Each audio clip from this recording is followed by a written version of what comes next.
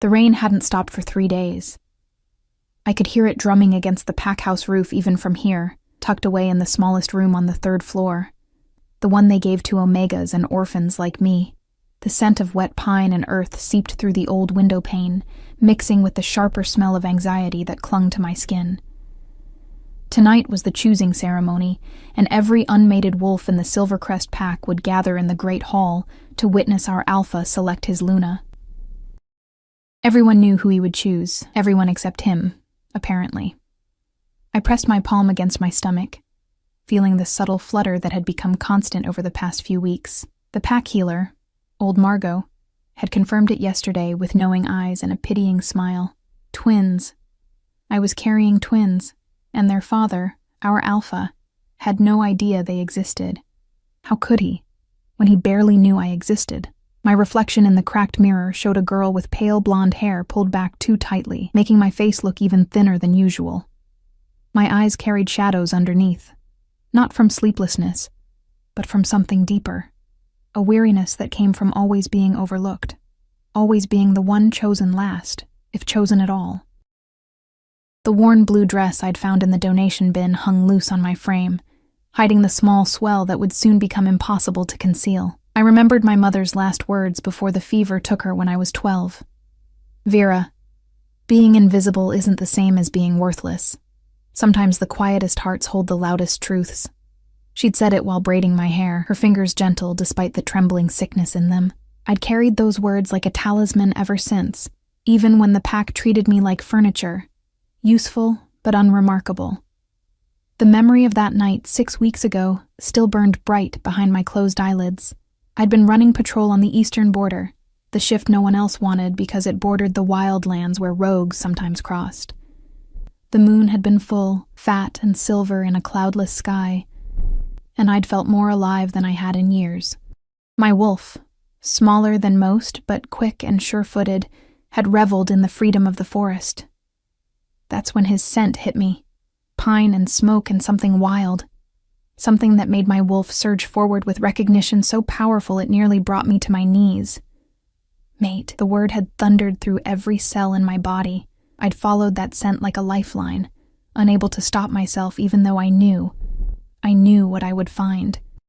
Alpha Demon Ashford stood in a clearing, his massive dark form outlined by moonlight, and when he'd turned toward me, his eyes, those silver eyes that could command entire armies, had widened with the same shocked recognition. For one perfect crystalline moment, the mate bond had snapped into place between us like a lightning strike, bright and undeniable and terrifying. He'd shifted back to human form, and I'd done the same, both of us trembling and drawn together by something older than choice, older than reason. We hadn't spoken. Words would have broken whatever spell held us suspended in that impossible moment. His hands had found my face, my hair, pulling me close with a desperation that matched my own, and when he'd kissed me, I'd tasted his surprise and his hunger, and something that might have been relief.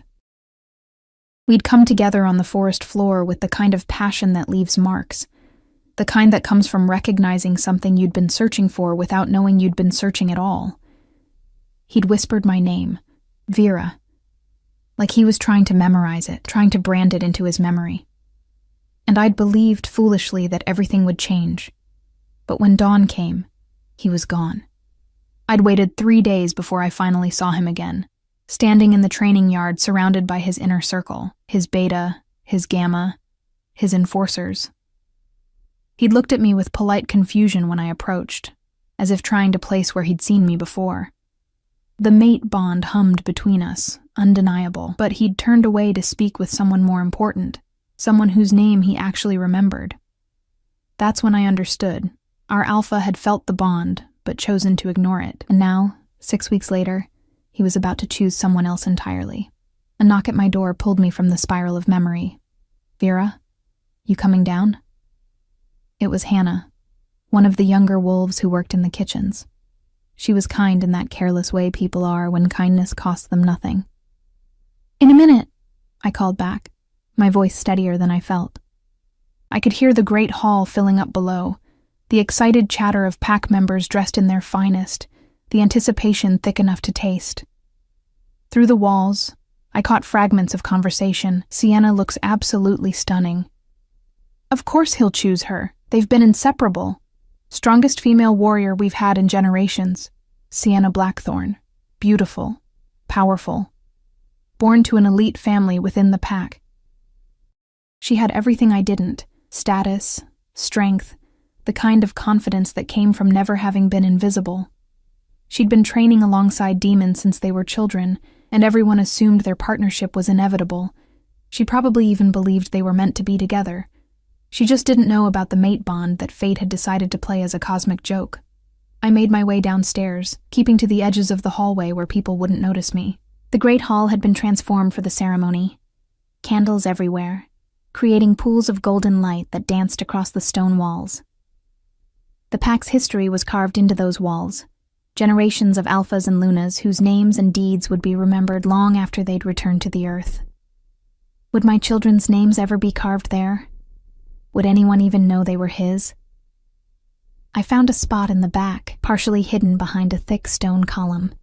From here, I could see the raised platform where Demon stood, imposing in black ceremonial clothes that made him look like a king from ancient times. His dark hair was pushed back from his face, revealing the sharp angles of his jaw and cheekbones. Even from this distance, I could feel the mate bond pulling at me, a physical ache in my chest that made it hard to breathe.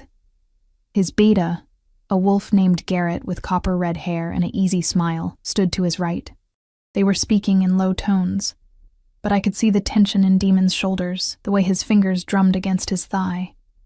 A nervous habit I'd noticed during pack meetings. Was he nervous about choosing Sienna? Or was he feeling the bond, even now, pulling his attention away from the woman everyone expected him to claim? The elder, a white-haired wolf named Tobias, who'd served 3 generations of alphas, stepped forward and raised his hands. The crowd fell silent instantly. Tonight, we gather for one of our most sacred traditions, Tobias began, his voice carrying the weight of ritual. The choosing of the Luna, the female who will stand beside our alpha, who will lead alongside him, who will mother the next generation of Silvercrest wolves. Each word felt like a knife sliding between my ribs. I watched as Sienna was led forward by her father, the pack's head enforcer. She wore deep red, the color of power and passion, and she moved with the grace of someone who'd never doubted her place in the world. When she reached the platform and stood before Demon, even I had to admit they looked like they belonged together. 2 perfect pieces of pack royalty. Strong and beautiful and wholly suitable. Demon's jaw tightened as he looked at her. I could see him fighting something, some internal war that played out in the tensing of his shoulders and the flash of silver in his eyes. His wolf was close to the surface. Alpha Demon Ashford, Elder Tobias intoned, do you choose this woman, Sienna Blackthorn, as your Luna? Will you bind yourself to her before the moon goddess and this pack? The silence stretched. Someone in the crowd shifted uncomfortably. I could feel my heart hammering so hard I was certain everyone could hear it. Demon opened his mouth to speak, and then his eyes found me in the shadows. The world stopped. The mate bond flared between us like a living thing, and I saw his pupils dilate, saw his breath catch in his chest. For 3 heartbeats, we stared at each other across the crowded hall, and I felt everything, his confusion, his desire, his fear, and underneath it all, the recognition that he'd been trying so hard to bury. But then Sienna touched his arm, a possessive gesture that broke whatever spell had held him, and Demon turned back to her. When he spoke, his voice was firm and clear and absolutely devastating. I do. The crowd erupted in cheers and applause. Somewhere, musicians began to play. Sienna was beaming, tears of joy streaming down her perfect face as Demon pulled her close and kissed her. A performative kiss, I realized. One that looked right, but felt wrong even from this distance. I couldn't breathe. The column was the only thing keeping me upright as I watched the pack swarm the platform, congratulating their new Luna, celebrating a union that should have never happened. My hand found my stomach again, protective, desperate. Hannah appeared at my elbow, her face sympathetic. You okay? You look like you're going to be sick. Just need some air, I managed, already moving toward the exit. The walls felt like they were closing in, the smell of too many bodies and too much perfume making my stomach churn, or maybe that was just the morning sickness that came and went at inconvenient times. I made it outside just as the sky opened up, rain pouring down in sheets that soaked through my thin dress in seconds. I didn't care. The cold water felt cleansing, like it might wash away the image of Demon claiming another woman as his, while his children grew inside me. "You're going to catch your death," I spun around, and there he was, Demon, standing in the doorway of the pack house, backlit by the warm glow from inside. He'd followed me. Why had he followed me? "Congratulations, Alpha," I said, proud that my voice didn't shake. "Your Luna is very beautiful." He flinched at that, actually flinched, and took a step toward me. "Vera, don't." I held up a hand, stopping him. "You made your choice. You've been making it every day for 6 weeks. You don't understand." "I understand perfectly." The words came out sharper than I'd intended. Years of being overlooked finally finding their voice. "I understand that fate gave you a mate, and you decided she wasn't good enough, that I wasn't good enough." Thunder rolled across the sky, and in the flash of lightning I saw his face clearly. The anguish there, the conflict, the desperate need to explain something that had no explanation. The mate bond was screaming between us now, both of our wolves demanding recognition, demanding their rightful claim. "It's not about good enough," he said roughly. "Sienna and I were promised to each other since we were children. Her family, my family. There are alliances, agreements, things that go back generations. I can't just..." "Can't or won't?" I asked quietly. He had no answer for that. I turned to walk away, but his voice stopped me. "What are you not telling me?" My heart seized. Could he sense it? Could he somehow feel the life growing inside me? The 2 small heartbeats that were hidden but not gone. "Nothing that matters now," I said. "Enjoy your ceremony, Alpha. I hope she makes you very happy." I walked away into the rain, leaving my mate, the father of my unborn children, standing in the doorway of a life I would never be part of.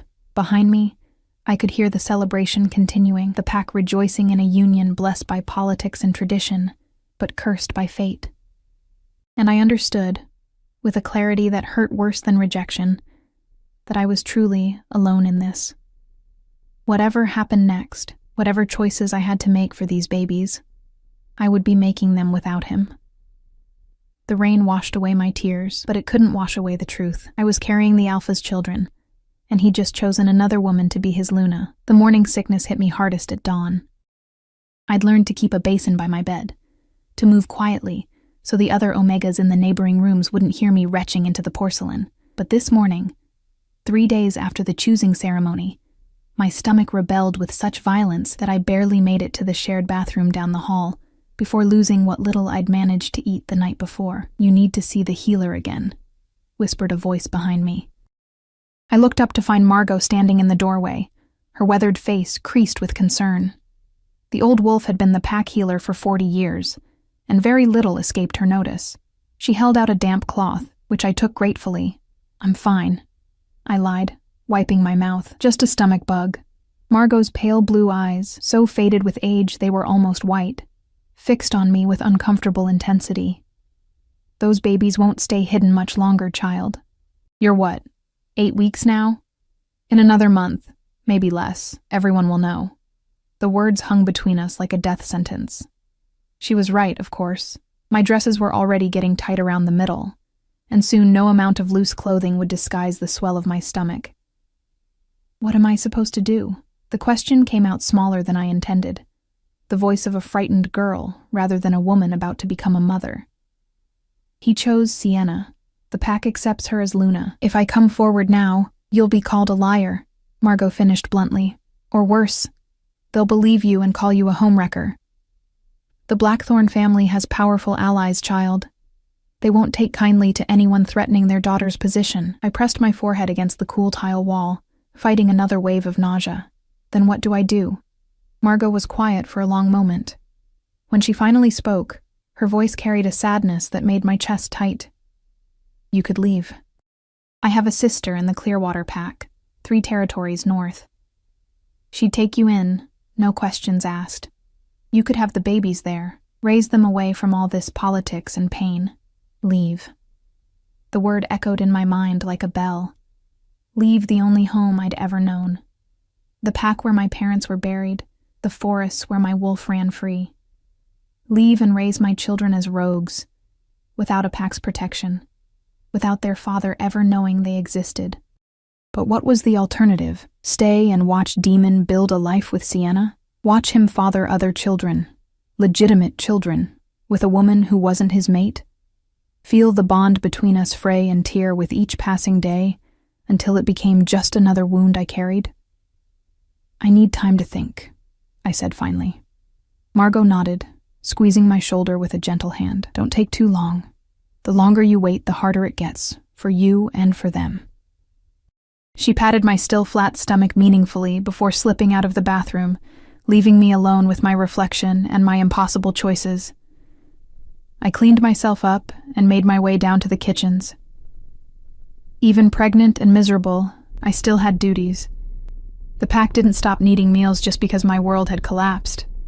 Hannah was already there, kneading dough for the morning bread, flour dusting her dark hair like snow.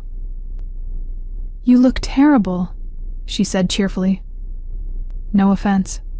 None taken." I tied an apron around my waist and started chopping vegetables for the breakfast stew. The repetitive motion was soothing, something to focus on besides the chaos in my head. "How was the celebration last night?" Hannah's eyes lit up. She loved gossip almost as much as she loved baking. "Oh, it was beautiful. They danced until almost midnight, and Alpha Demon gave Sienna this gorgeous necklace, sapphires the size of my thumb. She looked like a queen." She paused, seeming to remember who she was talking to. "Sorry. I know you're not really into all the ceremony stuff." If only she knew. I forced a smile. "It's fine. I'm happy for them." The lie tasted bitter, but Hannah accepted it with a satisfied nod and launched into a detailed description of the feast, the decorations, the toasts given in the new Luna's honor. I half listened, focusing instead on the steady rhythm of the knife against the cutting board. Carrots, onions, potatoes. Simple, uncomplicated things that didn't require impossible decisions. The kitchen door swung open, and I felt him before I saw him. The mate bond pulled tight, making my hands still on the knife. Demon stood in the doorway, his silver eyes sweeping the room until they landed on me. He looked like he hadn't slept, dark circles shadowing his eyes, his hair disheveled as if he'd been running his hands through it repeatedly. Hannah immediately dropped into a respectful bow. "Alpha, can I get you something?" "Coffee," he said, his gaze never leaving my face. "And I need to speak with Vera, alone." My heart lurched. Hannah shot me a curious look, but quickly gathered her things and left, closing the door behind her with a soft click that sounded impossibly loud in the sudden silence. I turned back to my vegetables, refusing to meet his eyes. "You shouldn't be here. If someone sees, I don't care." His voice was rough, strained. He crossed the kitchen in 3 long strides, stopping on the other side of the wooden work table. "We need to talk about what happened, about us." "There is no us," I said, proud of how steady I sounded. "You made that very clear at the ceremony." "Damn it, Vera!" He slammed his hand on the table, making me jump. "Do you think this is easy for me? Do you think I wanted any of this?" I finally looked up at him, and the anguish in his face nearly broke my resolve. He looked tortured, caught between duty and desire, and I hated that part of me wanted to comfort him. "What you want doesn't matter anymore. You chose your Luna. Your mate, your real mate, is just collateral damage." "You're my mate," he said fiercely. "My wolf knows it. I know it. Every time I'm near you, it feels like my chest is being ripped open. Then why?" The question burst out of me, raw and desperate. "Why choose her when you knew, when you felt?" "Because I'm Alpha." The words came out as almost a roar. "Because I have responsibilities that go beyond what I want or what fate decided in some cosmic joke. Sienna's family controls half our trading routes. Her father commands our largest fighting force. The alliance between our families has kept this pack safe for 3 generations. If I break that engagement, if I choose an Omega with no family, no connections, no value," I finished quietly. That's not what I meant, but it's what you believe. I set down the knife carefully, my hands trembling. I'm not good enough to risk your precious alliance over. Not worth the political inconvenience. Demon moved around the table, reaching for me, but I stepped back. If he touched me, if I felt his skin against mine, I would break. And I couldn't afford to break, not with 2 lives depending on me now. Don't, I whispered. Please don't make this harder than it already is. Something shifted in his expression, a new awareness creeping in. What aren't you telling me? That night in the rain, I asked you the same thing. There's something... The kitchen door banged open, and we both jumped apart like guilty teenagers. Garrett, Demon's beta, stood in the doorway, his copper hair windblown and his face grim. Alpha, we have a problem. Rogues hit the southern border. 3 families attacked, 2 dead, 5 injured. We need you now. Demon's entire demeanor shifted. The personal crisis shelved as the Alpha took over. How many rogues? Scout reports at least 20, maybe more. They're organized, Demon. This isn't random. Gather the enforcers. Full defense protocols. Demon was already moving toward the door, his mind clearly on strategy and protection, but at the threshold he turned back to look at me. And the raw need in his eyes made my breath catch. This conversation isn't over. Then he was gone, Garrett following, leaving me alone in the kitchen with half-chopped vegetables and a secret that grew heavier by the minute. I pressed my hand to my stomach, feeling the flutter that had become constant. Your father is an idiot, I whispered to the babies I couldn't yet feel kick. But he's trying, I think. The words felt hollow even as I said them. The rest of the day passed in a blur of activity. The rogue attack had put the entire pack on high alert. Warriors came and went from the pack house, grabbing quick meals between patrols. I heard fragments of conversation. The rogues had been unusually bold, attacking in daylight, targeting families rather than just challenging border guards. It didn't follow normal rogue patterns, and that made everyone nervous. By evening, I was exhausted. The constant nausea, combined with the emotional turmoil of Demon's visit, had drained what little energy I had. I was heading back to my room when I heard voices coming from the Alpha's office. Voices raised in argument. I should have kept walking, should have minded my business and gone to bed. But I heard my name, and my feet stopped of their own accord. Can't ignore the mate bond forever, Demon. That was Garrett, his usually easy tone sharp with frustration. Your wolf is barely under control. You're distracted, making mistakes. Today at the border, you nearly got yourself killed because you weren't focused.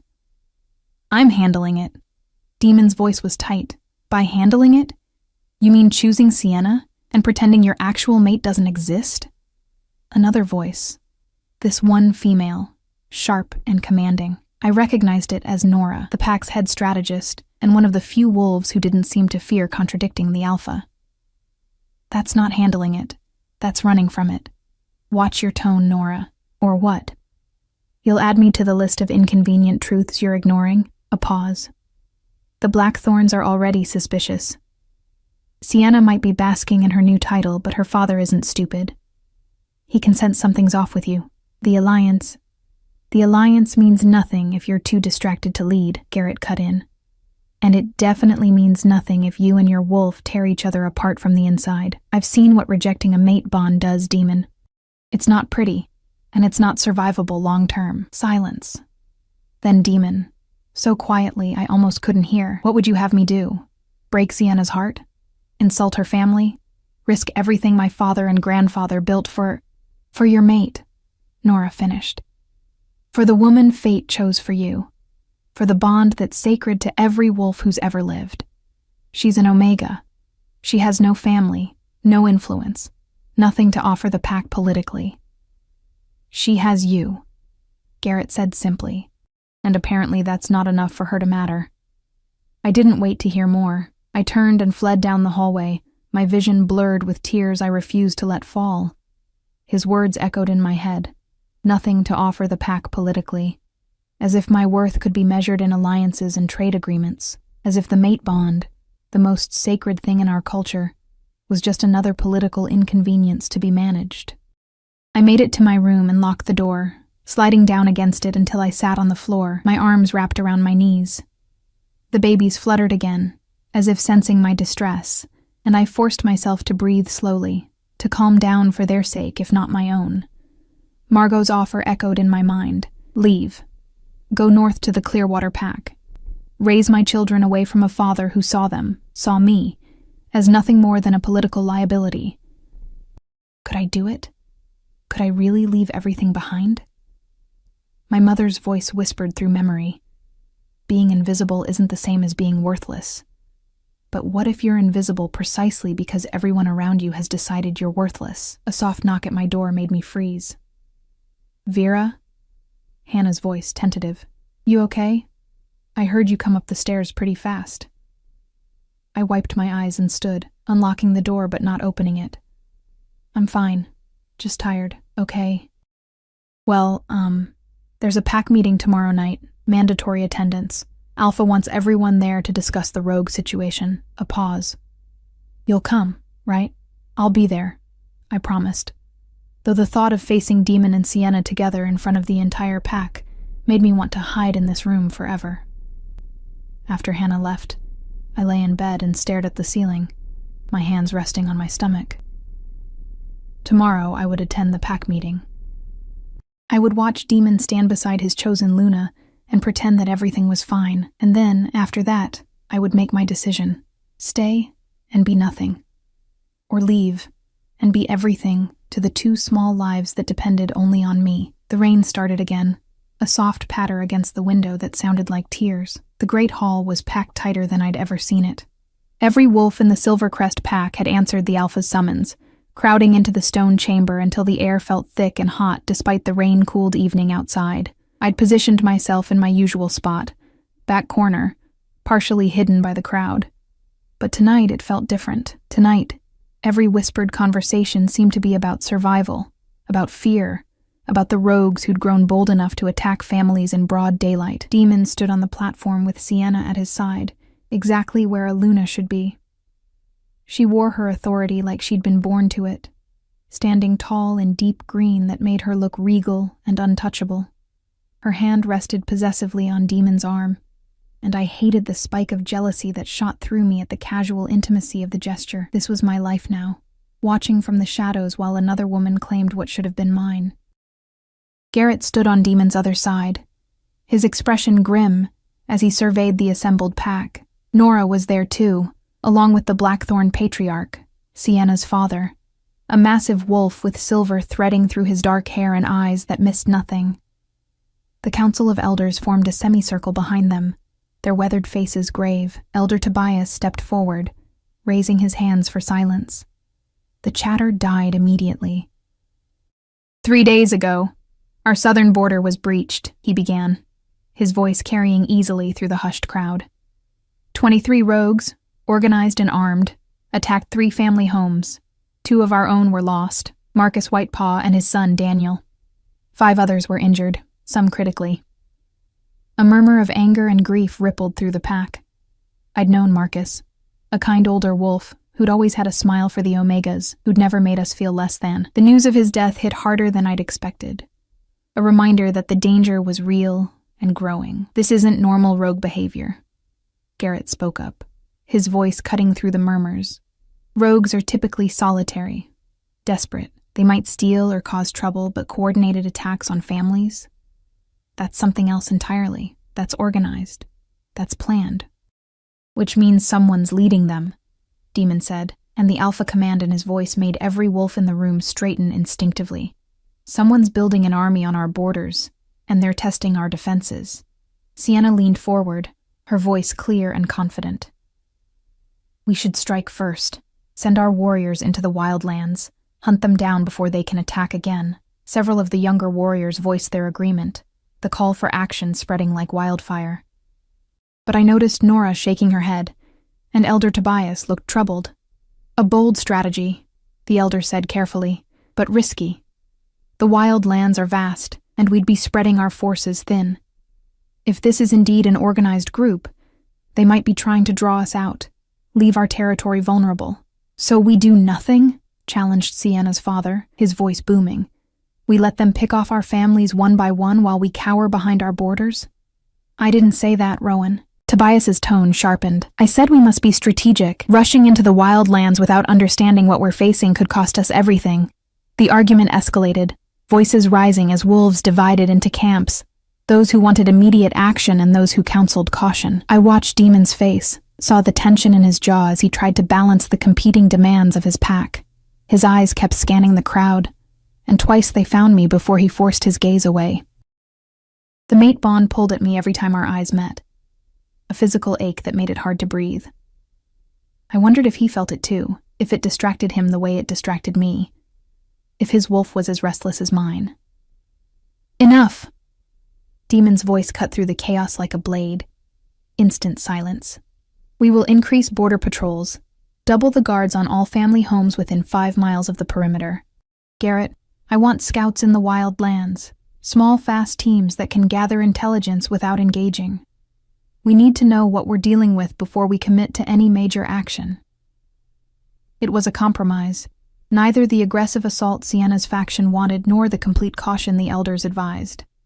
But it was leadership, clear and decisive, and I could see the pack responding to it, the tension easing slightly as they looked to their alpha for direction.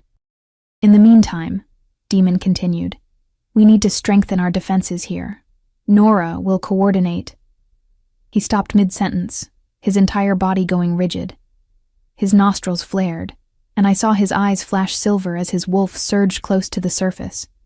He was scenting something, tracking something through the crowd. His gaze locked on me with laser focus, and I saw the exact moment realization hit him.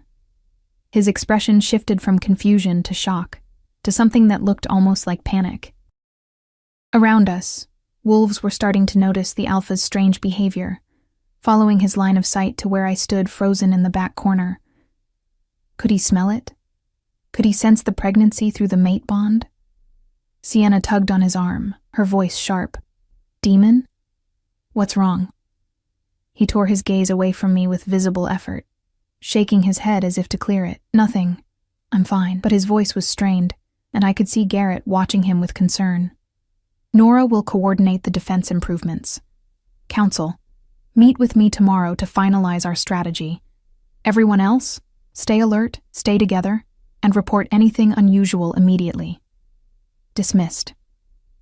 The pack began to disperse, but I didn't wait. I pushed through the crowd toward the exit, needing to get away before Demon could corner me, before those silver eyes could pin me down and demand answers I wasn't ready to give. I almost made it. Vera, wait. His voice stopped me just outside the hall, and I felt his presence behind me like a physical weight. Please.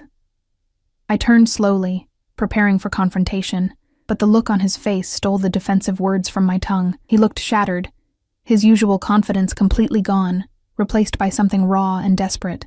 Are you... He stopped, started again.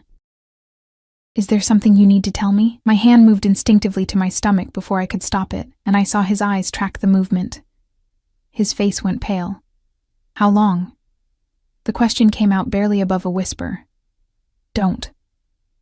My voice cracked. Don't do this here. How long, Vera? 8 weeks. The words felt like a betrayal, like giving up a secret I'd meant to carry alone. Since that night in the forest. Since before you chose her. He staggered back as if I'd hit him, one hand coming up to grip his hair. Moon goddess, why didn't you tell me? When? The anger I'd been holding back finally broke free. When you avoided me for 3 days after we mated? When you stood on that platform and chose Sienna in front of the entire pack? When you made it crystal clear that an Omega with nothing to offer politically wasn't worth disrupting your precious alliance? That's not fair. Fair, I laughed, and it came out bitter and broken. Nothing about this is fair, Demon. You're standing here acting shocked. But you knew. You felt the bond.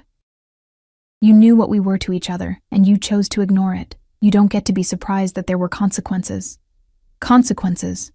He repeated the word like it was foreign to him. You're calling our children consequences? I'm calling them mine, I said fiercely.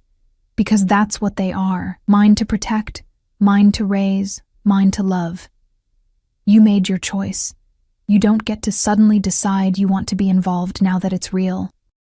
Before he could respond, Sienna's voice cut through the tension. Demon? What's going on? She appeared in the doorway, her expression shifting from confusion to suspicion as she took in the scene, her mate standing too close to an Omega, both of us clearly in the middle of an intense conversation. Her eyes narrowed as she looked at me, and I saw the exact moment she registered my hand still resting protectively over my stomach. Nothing, Demon said quickly, too quickly. Just discussing the rogue situation. The rogue situation. Sienna's voice was flat, disbelieving. She moved to stand beside Demon, her posture territorial. It looked rather personal for a discussion about security. I could have left it there, could have let Demon's lie stand, slipped away into the shadows where I belonged, but something in Sienna's dismissive tone, the way she looked at me like I was an insect she wanted to crush, made my spine straighten. The Alpha was asking about my patrol schedule, I said, meeting her eyes directly for the first time ever. Since I cover the eastern border, where the rogues seem most active. It wasn't technically a lie. Demon had never asked about my patrol schedule, but I did cover the eastern border. Sienna's expression suggested she didn't quite believe me, but she couldn't call me a liar without evidence. How considerate, she said, her smile sharp as a knife. Though I'm sure the Alpha has more important matters to attend to than individual patrol schedules. Don't you, darling? The possessive term made my stomach churn, but I kept my face neutral as Demon nodded stiffly.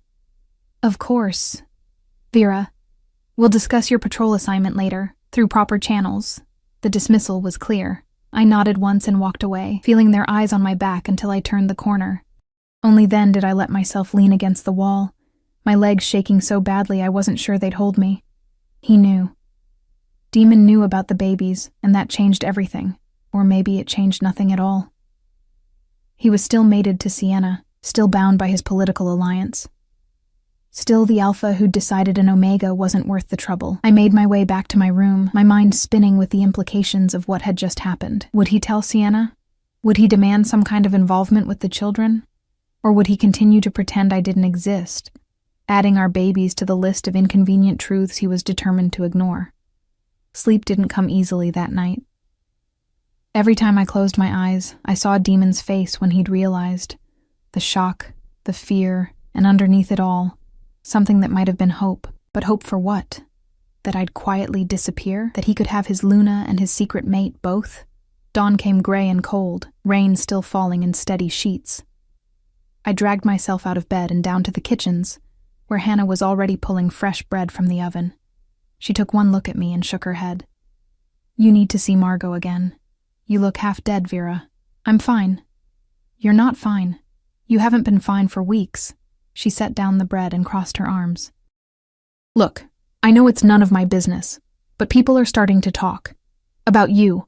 About how sick you've been. How tired you look. About... She gestured vaguely at my midsection.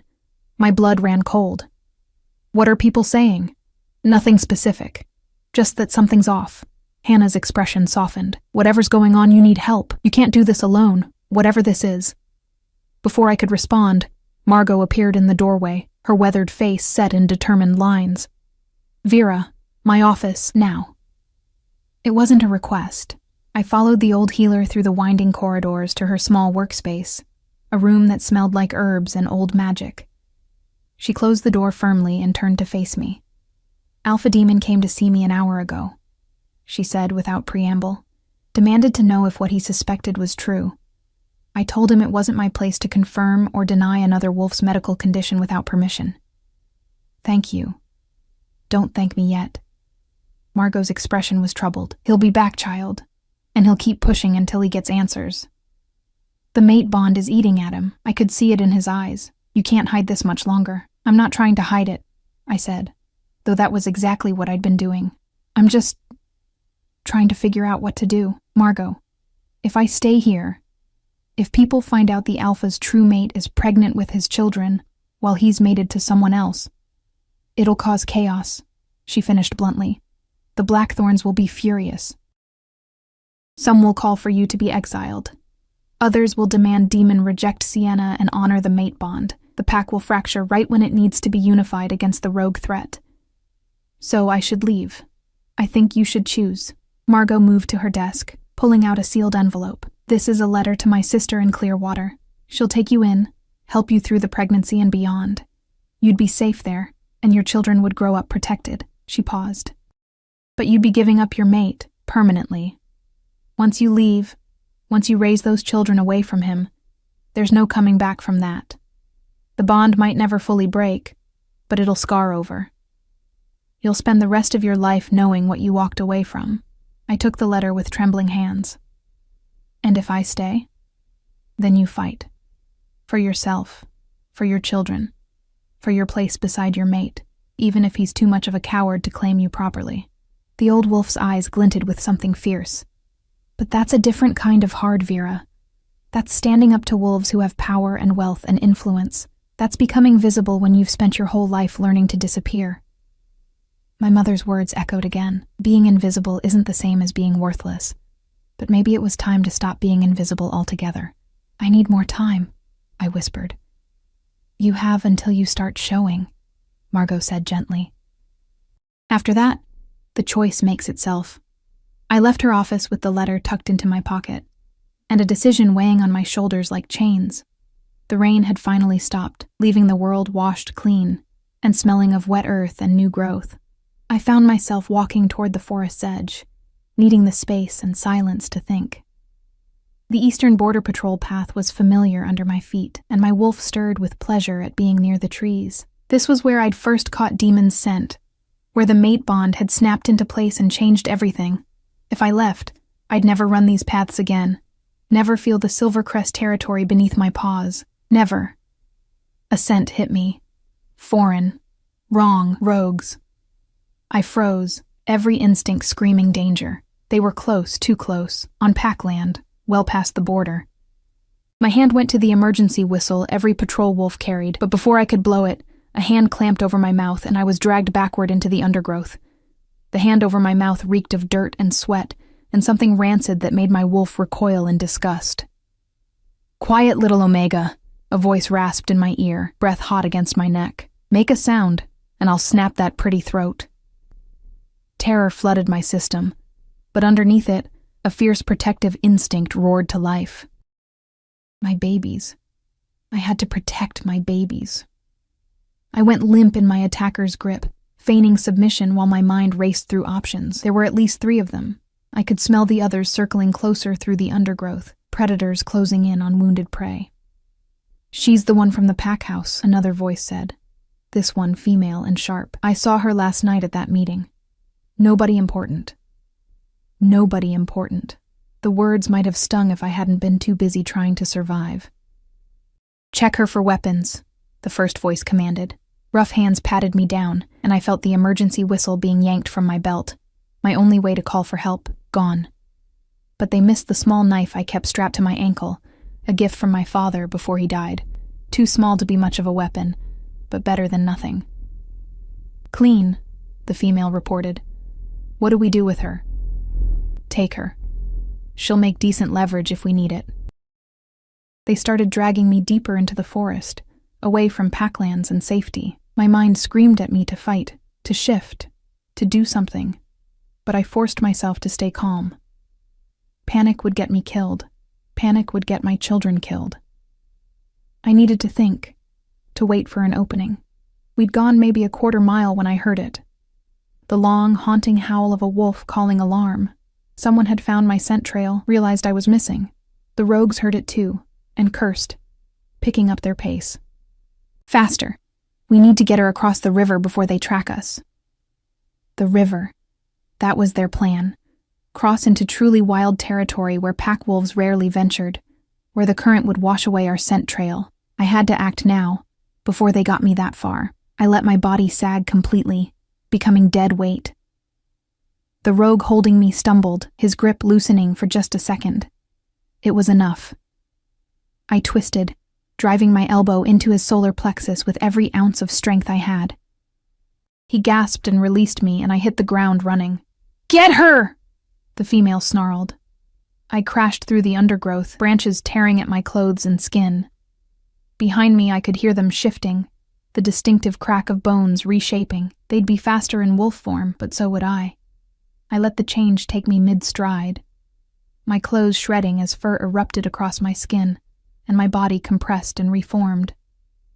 My wolf was small. I'd always been self-conscious about that. But she was quick, and knew these woods like the back of her paw. We darted between trees, leaped over fallen logs, putting distance between us and our pursuers. But I could hear them gaining, 3 sets of paws thundering through the forest. Another howl split the air, closer this time, and this one I recognized, deep and commanding, laced with fury and fear. Demon, he was coming. The rogues heard it too, and I felt their hesitation, their pace faltering. They hadn't expected the alpha himself to respond. Most alphas would send warriors, not come themselves. But Demon wasn't most alphas, and through the mate bond, he would have felt my terror the moment those hands grabbed me. A massive gray wolf burst from the undergrowth ahead of me, one of the rogues, cutting off my escape. I skidded to a halt, trapped between this one and the 2 behind me.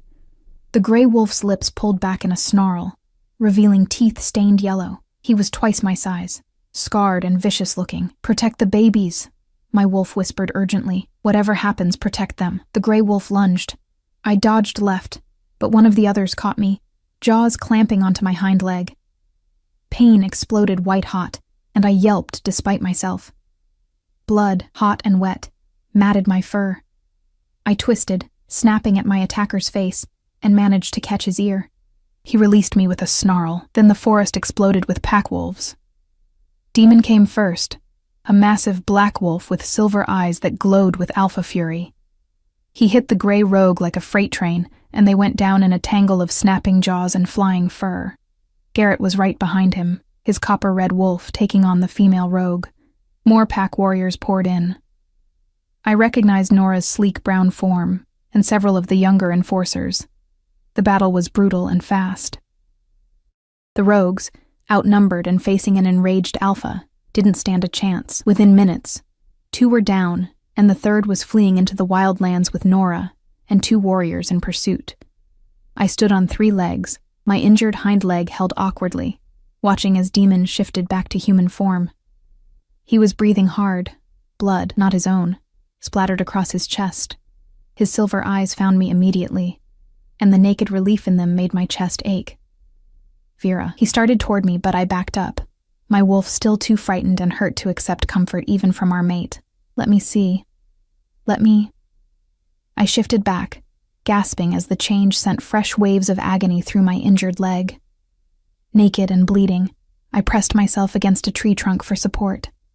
"I'm fine." "You're bleeding." His voice was rough with barely controlled emotion. "And you're most definitely not fine." Garrett shifted back, tactfully looking away as he addressed Demon. "Alpha, we should get her to Margot. That bite looks deep." Other wolves were arriving now, drawn by the alarm howls. I saw Hannah's shocked face in the crowd, saw several warriors staring at me with new awareness. The Omega who'd been attacked, who'd managed to hold off 3 rogues long enough for help to arrive. Sienna pushed through the gathered wolves, her expression dark as she took in the scene. Her mate, shirtless and covered in blood, hovering over a naked, injured Omega with obvious concern. "What happened?" she demanded. "Rogues on Packland," Garrett answered when Demon remained focused on me. "They grabbed Vera near the eastern border, tried to take her into the wildlands. We tracked them just in time." "Why would rogues want her?" Sienna's eyes narrowed. "She's nobody. She's Pack," Demon cut her off, his voice sharp enough to make several wolves flinch. "That makes her somebody worth protecting." He finally tore his gaze from me to address the gathered warriors. "Someone get clothes, and clear this area. I want 3 teams sweeping the borders. Find out how they got this deep into our territory without being detected." The crowd began to disperse, though I could feel their curious stares. Hannah rushed forward with her own jacket, helping me cover myself while carefully avoiding my injured leg.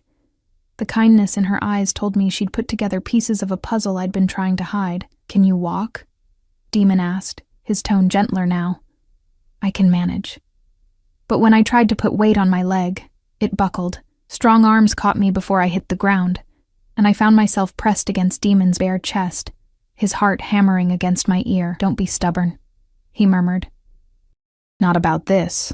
He lifted me easily, cradling me against him like I weighed nothing. The mate bond sang at the contact, pleasure mixing with pain in a confusing swirl. My wolf wanted to purr and lean into his strength. My human side wanted to push away, to maintain the distance he'd created when he chose Sienna. "I can walk," I protested weakly. "No, you can't." He started toward the pack house, his long strides eating up the ground.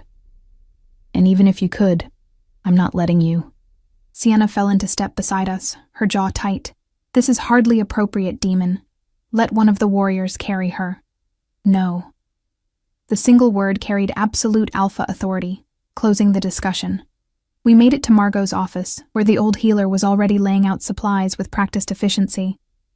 She took one look at my leg and tisked. "On the table, and everyone else out except who I say can stay." "I'm staying," Demon said firmly. "I assumed you would." Margot's knowing look made my cheeks burn. "The rest of you, out." "Yes, Luna, that includes you. I don't need a crowd while I'm working." Sienna's face flushed with anger, but she couldn't directly countermand the healer without looking petty. She shot me a look that promised we'd talk later. A talk I very much did not want to have, before sweeping out of the room. Margot closed the door and turned to examine my leg, her weathered hands surprisingly gentle as she probed the wound. "Bite went deep, but it missed the major blood vessels. You were lucky." "Doesn't feel lucky," I managed through gritted teeth as she cleaned the wound with something that burned like liquid fire. "Lucky your wolf," she corrected. "This'll heal in a few days with proper care. Lucky the pups weren't harmed. Lucky your mate has a good nose and came running when you needed him." Demon went very still beside me. "Pups?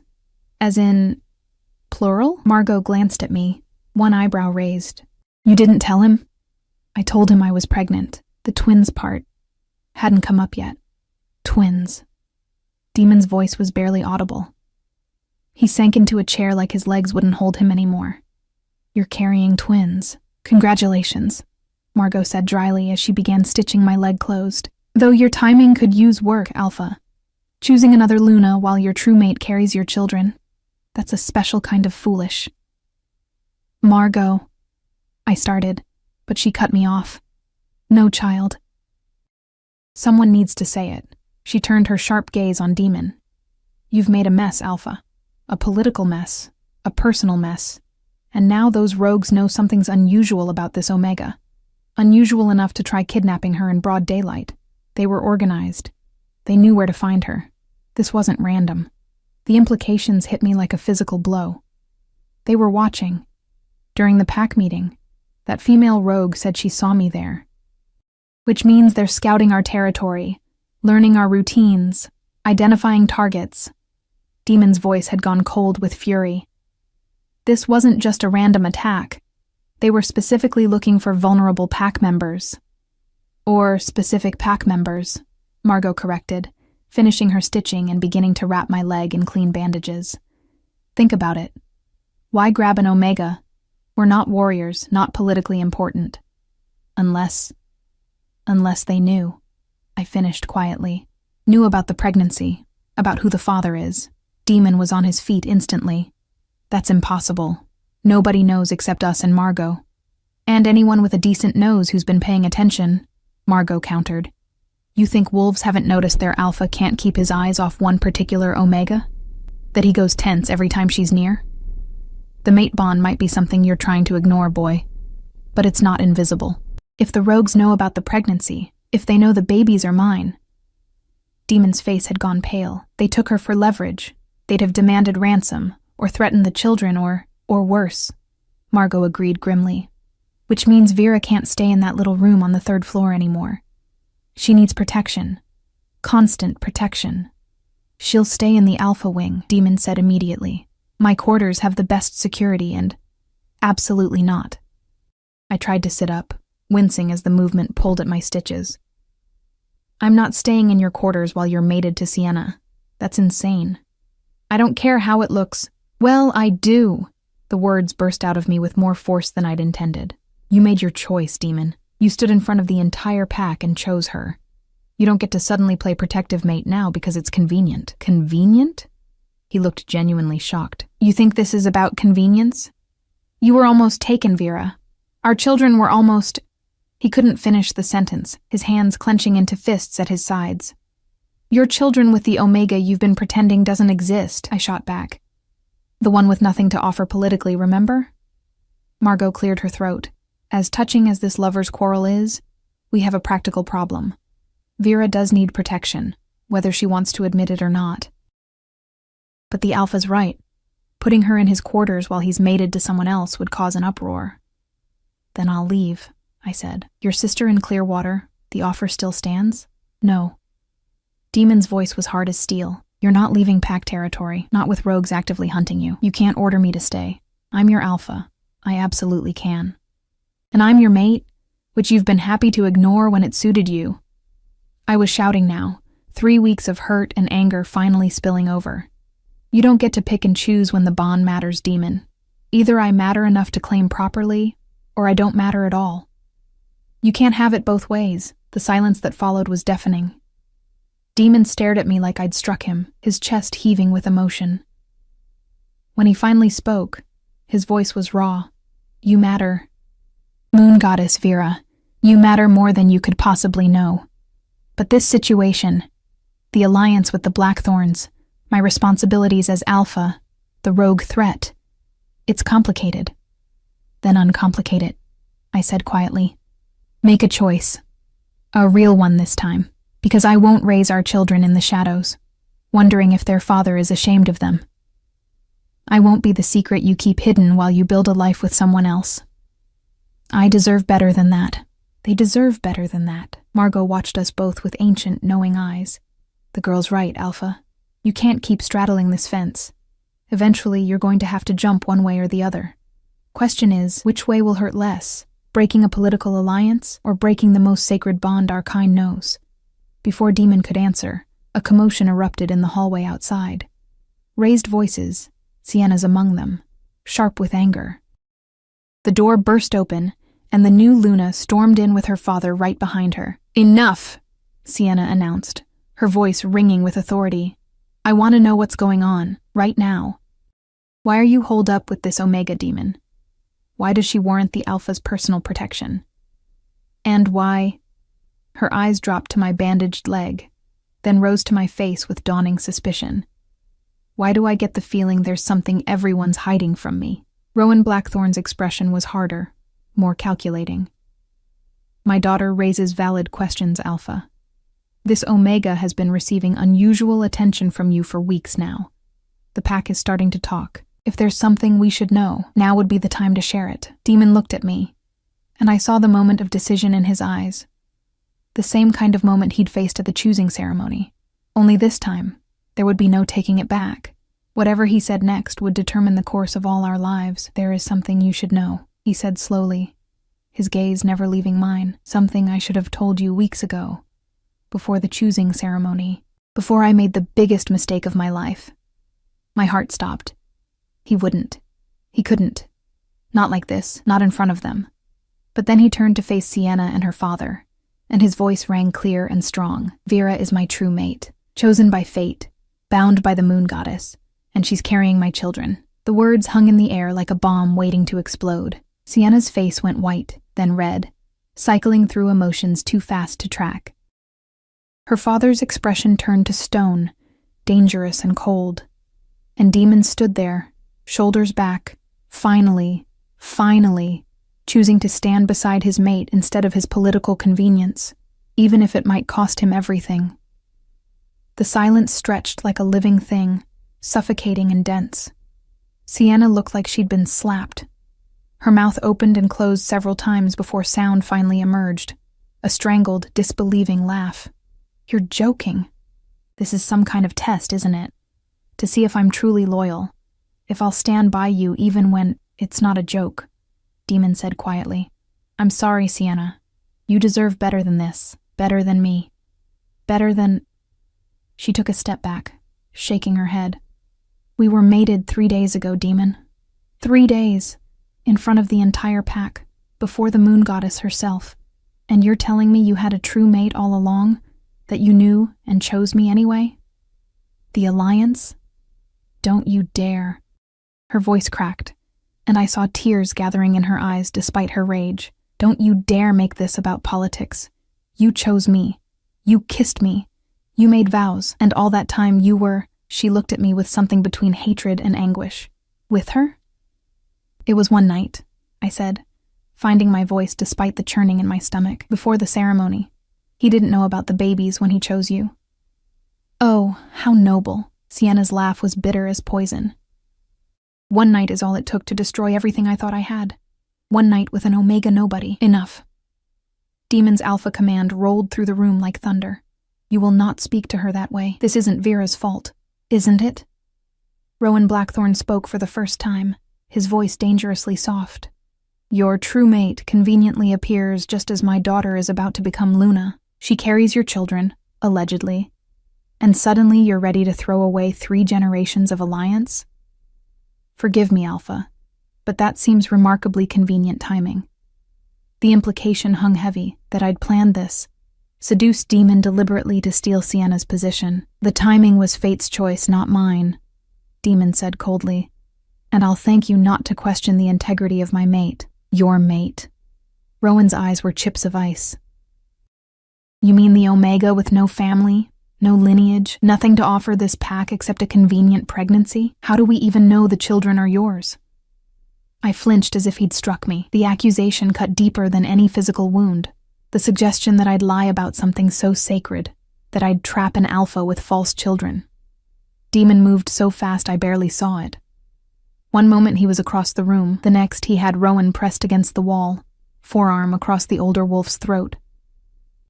"Say that again," he growled, his eyes flashing full silver. "Question my mate's honor one more time, and alpha or not, I will end you." "Demon, stop!" I tried to stand, forgetting about my injured leg. Pain shot through me and I gasped, swaying dangerously. Margot caught me, steadying me with surprising strength for her age. "Everyone calm down before someone does something they'll regret. Alpha, release him. Now!"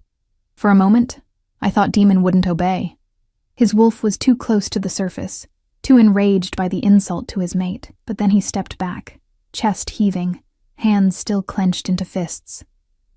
Rowan straightened his clothes with precise, controlled movements. "You've made your position clear, Alpha. As have I. My daughter and I will be leaving Silvercrest territory immediately. The alliance between our families is dissolved, effective immediately. Our trade agreements, our military cooperation, all of it, finished." "Father," Sienna started, but he cut her off with a sharp gesture. "We're leaving, Sienna. We'll return to our own lands, where at least we have some dignity left." He looked at Demon with cold contempt. "I hope she's worth it, Alpha. I hope when the rogues come in force, and they will come, you'll remember what you traded for a pregnant Omega and her convenient claims." He swept out of the room. Sienna remained a moment longer, staring at Demon with wounded eyes. "I loved you," she said softly. "Since we were children, I loved you. And you couldn't even be honest enough to tell me the truth before humiliating me in front of the entire pack." "Sienna..." Demon reached for her, but she jerked away. "Don't. Just don't." She looked at me then, really looked at me, and what I saw in her face wasn't hatred, but something closer to pity. "I hope you know what you're getting into. Being Luna isn't romance and mate bonds. It's politics and sacrifice and putting the pack before everything. Even your own happiness. If you can't handle that, then maybe you're not as convenient as you seem." She left with her head high, and I felt the weight of her words settle over me like a shroud. She was right, wasn't she? I had no training for this, no preparation for being Luna. I was an Omega who cleaned kitchens and ran forgotten patrol routes. How was I supposed to lead a pack? "Well," Margot said into the heavy silence, "that went about as badly as it could have." Demon turned to face me, and the naked vulnerability in his expression made my breath catch. "I'm sorry. I should have handled that better, should have told Sienna privately, should have chosen me from the beginning," I finished quietly. "Should have trusted the mate bond instead of political convenience." "Yes." The word came out rough, honest. I was a coward, Vera. I convinced myself I was being responsible, thinking of the pack. But really I was just afraid. Afraid of what choosing you would cost. Afraid of disappointing people. Afraid of admitting that an Omega could be everything an Alpha needs. And now? I asked. Now that you've blown up your alliance and made me a target for every wolf who thinks I manipulated you. Now that Sienna hates us both and half the pack probably agrees with her. Now, I fight for you. He crossed the room and knelt beside where I sat on Margot's examination table, his hands finding mine with careful reverence. Now, I do what I should have done weeks ago. I claim my mate properly before the pack and the moon goddess. I make sure everyone knows exactly where you stand and exactly what you mean to me. My heart was hammering so hard I could barely hear over it. Demon, I know I don't deserve forgiveness. I know I hurt you, chose wrong, made you feel invisible and worthless when you're anything but. His voice cracked. But if you'll have me, if you'll give me a chance to prove I can be the mate you deserve, I swear I'll spend the rest of my life making this right. Tears were streaming down my face now, and I didn't bother wiping them away. The pack will fight this. Not everyone will accept an Omega Luna. Then they can leave. His voice was hard as iron. You are my mate. My children's mother. Anyone who can't respect that has no place in Silvercrest. The Blackthorns will manage without their alliance. We're strong enough. Smart enough. We'll find new trading partners, new military agreements. He squeezed my hands. But I can't manage without you, Vera. I've tried. And it's killing me. My wolf is going insane. The mate bond feels like it's ripping me apart from the inside, and every moment I'm not with you feels wrong. I looked at Margot, who was watching us with something like satisfaction on her weathered face. What do you think? Am I crazy to believe him? I think you'd be crazy not to, the old healer said. He's finally using the brain the moon goddess gave him. Don't let pride get in the way of happiness, child. Life's too short, and love's too rare. My mother's voice whispered through memory one last time. Being invisible isn't the same as being worthless. Sometimes the quietest hearts hold the loudest truths. Maybe it was time to stop being quiet. Time to claim my worth, my place, my mate. Okay, I whispered. But you have to promise me something. Anything. No more hiding. No more political convenience over honesty. If we're doing this, we're doing it right, as true mates, as partners, as equals. I took a shaky breath. And you have to accept that I'm going to make mistakes. I don't know how to be Luna. I'm going to stumble and mess up and probably embarrass you in front of important wolves. You could never embarrass me. Demon rose and cupped my face in his hands, his thumbs brushing away my tears. You're the bravest person I know, Vera. You survived being overlooked your whole life and still managed to be kind. You carried our children alone, prepared to raise them without me because you thought it was what they needed. You held off 3 rogues long enough for help to arrive. That's not weakness. That's strength most wolves will never have. Then he kissed me, and it felt like coming home, like that first night in the forest. Only better because this time there was no hesitation, no fear, no wondering if it was real. The mate bond blazed between us, finally acknowledged, finally accepted, and I felt his relief and love and desperate need through it, like they were my own emotions. When we finally broke apart, Margot was smiling. About time, she muttered. Now, the practical matters. Vera needs rest and her leg needs time to heal. Alpha, I assume you're serious about the protection? Deadly serious. Demon's expression hardened. The rogues targeted her specifically. Until we know why and neutralize the threat, she doesn't go anywhere without guards. Then I suggest the guest suite in the Alpha Wing, Margot said. Not your personal quarters. That would be inappropriate until you're properly mated, but close enough that you can protect her. And over the next 3 weeks, my world transformed so completely, I sometimes felt like I was living someone else's life. Demon announced our true mate bond to the pack 2 days after the confrontation with Sienna. The pack meeting was tense, with clear division in the crowd. The older wolves, the ones who valued tradition and the sanctity of mate bonds, supported Demon's choice. Many of the younger wolves, especially those close to Sienna's family, were openly skeptical. But when Demon stood before them, one hand protectively over my still small bump, and spoke about fate and duty and choosing love over politics. Something shifted. Not everyone accepted it. There were still whispers, still wolves who looked at me with suspicion or resentment, but enough did. Enough to matter. Hannah became my unexpected ally, teaching me things about pack politics and Luna duties that I'd never needed to know as an Omega. "You need to visit the families," she'd say, pulling me out of my comfortable isolation. "Show them you care, that you're not just some Omega who got lucky." So I visited. I brought food to the families affected by the rogue attacks. I sat with Marcus Whitepaw's widow and held her hand while she cried. I helped in the nursery, playing with pups while their parents worked. Slowly, painfully, I began to build relationships. Not as Invisible Vera, but as the woman who would stand beside their alpha. The twins grew inside me, my stomach swelling week by week. Margot monitored them closely, assuring me they were strong and healthy despite the stress. "They're fighters," she'd say with a knowing smile, just like their mother. Demon was everything. Attentive without being smothering. Protective without being possessive. He moved me into the guest suite as Margot suggested, but he spent hours there anyway, talking about pack business, planning for the babies, or just sitting quietly while I rested.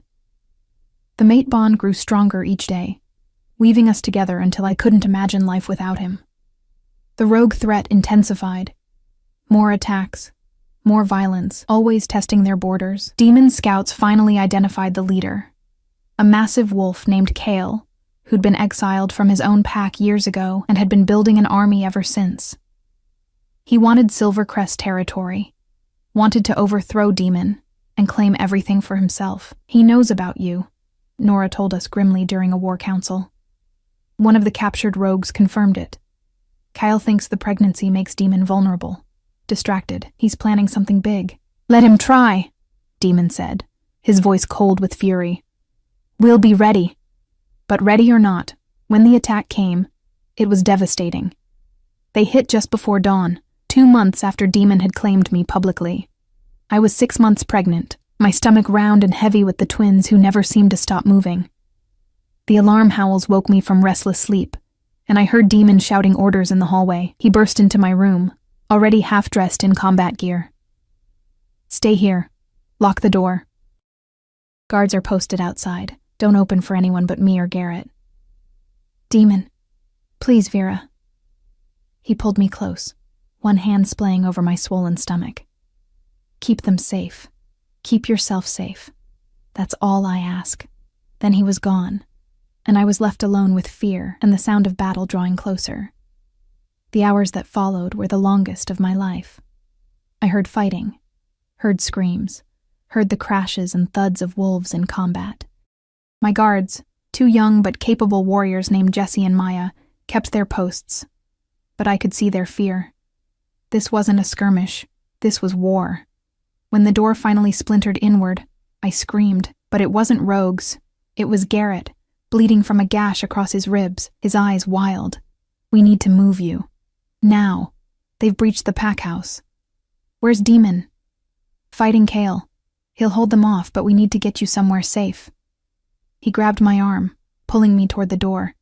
Jesse and Maya fell in around us, weapons ready. We made it halfway down the corridor before they appeared. 5 rogues, bigger and meaner than the ones who'd tried to take me before. Garrett shifted immediately, his copper wolf placing himself between me and the threat. Jesse and Maya did the same, 3 wolves against 5 with me trapped in the middle. The battle was brutal. I watched Jesse go down, his throat torn open. Maya fought viciously, taking down one rogue before another caught her from behind, and Garrett, brave, loyal Garrett, was bleeding from a dozen wounds but still standing, still protecting me. "Run!" he snarled, his wolf's voice distorted. "Get to the safe room." But I couldn't leave him. Couldn't leave them to die for me. Something inside me shifted, some instinct older than thought. I felt power surge through the mate bond. Demon's power, offered freely through our connection. My wolf rose with a strength I'd never felt before, and when I shifted, I was larger than I'd ever been. Still small by warrior standards, but faster, fiercer.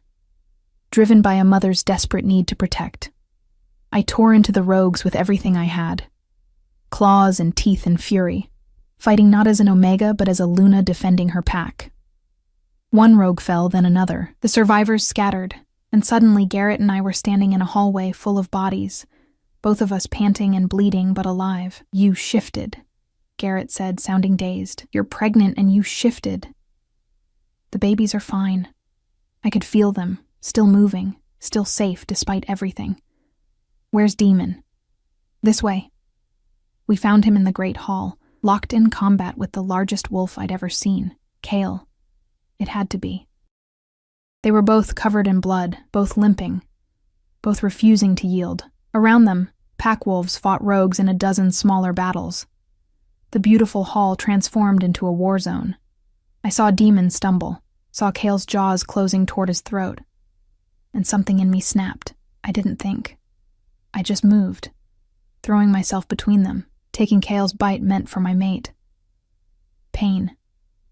White-hot, agonizing pain as teeth sank into my shoulder. But I'd bought Demon a second, and a second was all he needed. He surged forward, catching Kale by the throat, and I heard the distinctive crack of vertebrae snapping. The rogue leader fell, dead before he hit the ground, and with his death, the fight went out of his followers. They scattered, fleeing into the dawn, leaving behind their dead and wounded. I collapsed, my vision graying at the edges.